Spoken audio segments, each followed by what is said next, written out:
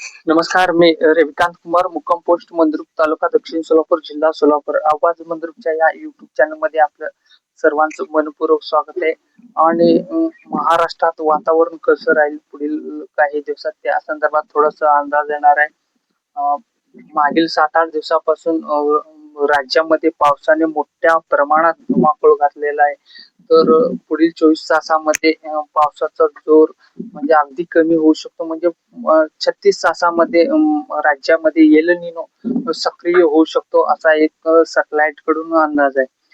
तर कोकण असेल, पश्चिम महाराष्ट्र असेल, आणि इकडे विदर्भचा काही पट्टा, मराठवाडा असेल, उत्तर महाराष्ट्राच्या काही भागामध्ये मागील काही दिवसापासून मोठ्या प्रमाणात पावसाने धुमाकूळ घातला. तर पश्चिम महाराष्ट्रातील सोलापूर जिल्ह्यात मात्र अगदी अजूनही पाऊस नाही. मग एकीकडे मोठ्या प्रमाणात पाऊस तर दुसरीकडे दुष्काळ सदृश्य परिस्थिती सध्याही आपल्याला पाहायला मिळत आहे. तर सोलापूर जिल्ह्याचा जर सांगायचं झालं तर या वाऱ्यामध्येही म्हणजे प्रति ताशी 15 ते 30 किलोमीटर वेगाने पश्चिमेकडून पूर्वेकडे वारे वाहत असताना याही वाऱ्यामध्ये स्थानिक कमी दाबाचे पट्टे निर्माण होत असल्याने हलका ते मध्यम पाऊस मागील आपण 2 दिवसामध्ये पाहायला मिळालं.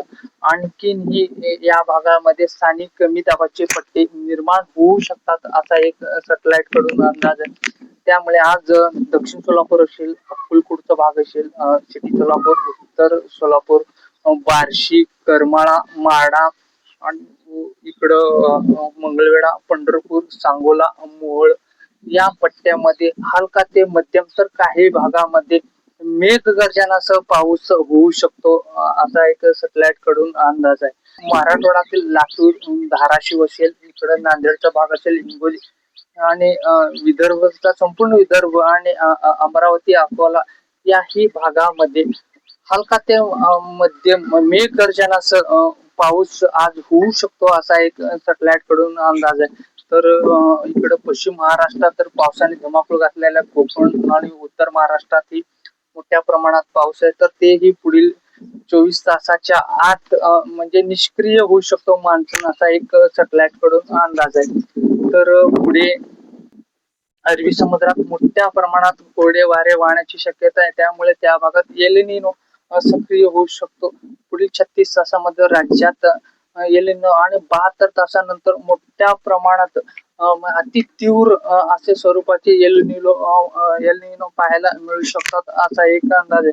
तर वरचं गुजरात असेल, मध्य प्रदेश असेल, आणि इकडं उत्तर प्रदेश असेल, राजस्थान या भागामध्ये मेघगर्जनासह पाऊस पुढील 2-3 दिवस होऊ शकतो असा एक अंदाज आहे. स्थानिक कमी दाबाचे पट्टे निर्माण होतील.